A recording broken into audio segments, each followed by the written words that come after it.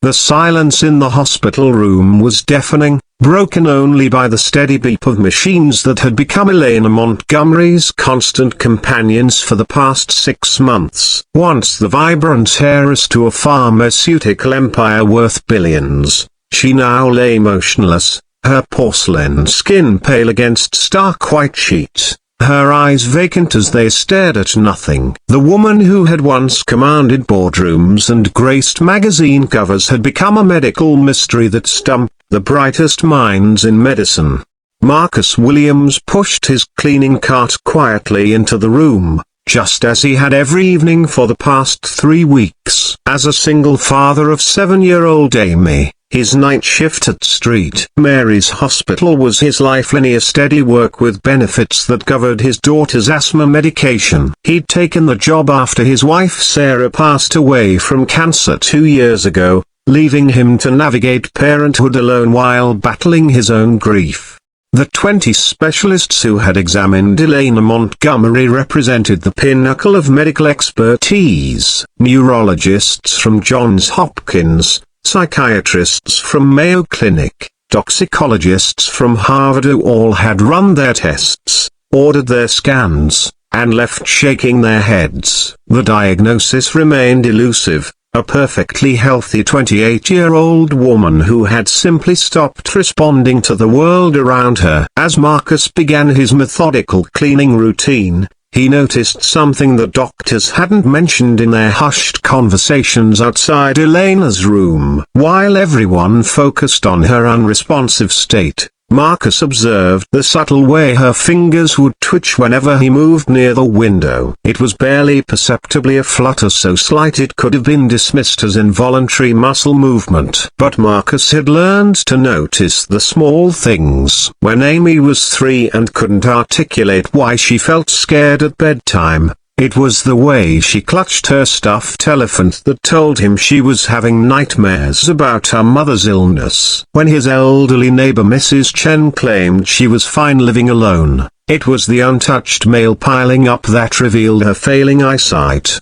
Tonight, as Marcus cleaned Elena's room, he decided to test his theory. Instead of his usual efficient movements, he deliberately knocked over a small potted plant near the window. The soft thud of soil hitting the floor was followed by something remarkably. Elena's head turned slightly toward the sound. Marcus's heart raced. He glanced around to ensure no one was watching, then moved to the other side of the room and dropped his cleaning rag. Again, Elena's eyes shifted almost imperceptibly in his direction. The pattern was clear to him now. She wasn't completely unresponsive. She was trapped. The next morning, Marcus approached Dr. Rebecca Chen, the lead neurologist who had been overseeing Elena's care. Dr. Chen was rushing between rooms, her white coat billowing behind her, when Marcus gently touched her arm. "Excuse me, Doctor. I think I noticed something about Miss Montgomery." Dr. Chen barely slowed her pace. "Mr. Williams, I appreciate your concern,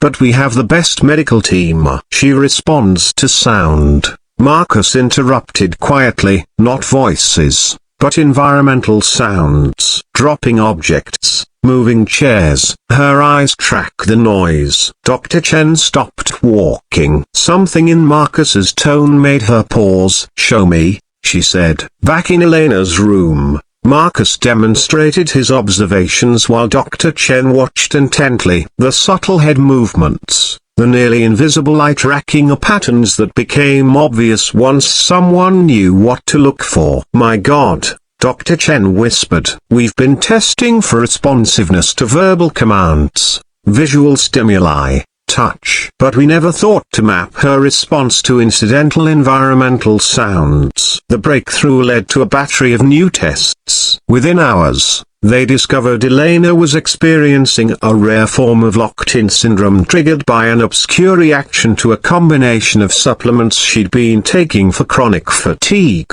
Her consciousness was intact, but her ability to communicate through conventional means was severely impaired. As news of the diagnosis spread through the hospital, Dr. Chen made sure everyone knew it was Marcus who had made the crucial observation. The story reached Elena's family, who had been spending fortunes consulting specialists worldwide. 3 days later, Marcus was surprised to find Elena's father, Jonathan Montgomery, waiting by his cleaning cart. "Mr. Williams," the distinguished man said, his voice thick with emotion, "I don't know how to thank you. My daughter.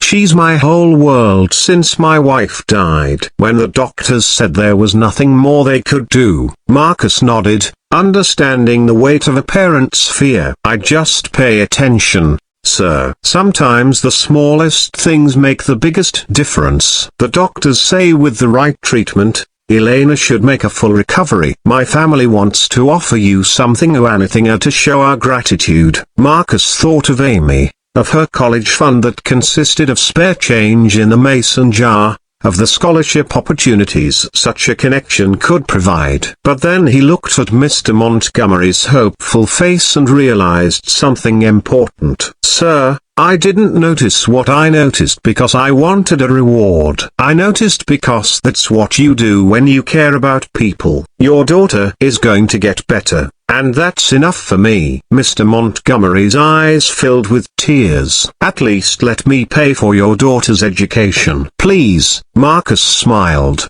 thinking of Amy's dreams of becoming a doctor like the ones she met during their hospital visits. "You know what? Maybe there is something. My daughter wants to help sick people when she grows up. If you really want to do something, help her get there." 6 months later, Elena Montgomery walked out of the hospital completely recovered. At the press conference announcing her recovery, she insisted Marcus stand beside her family as she spoke to reporters. "Sometimes the most important observations come not from the most educated eyes, but from the most caring ones," she said, her voice strong and clear. "Mr. Williams didn't just save my life here. He reminded us all that healing isn't just about medical expertise. It's about seeing people, really seeing them, and caring enough to pay attention to the details others might miss." Marcus watched from the side, thinking about Amy,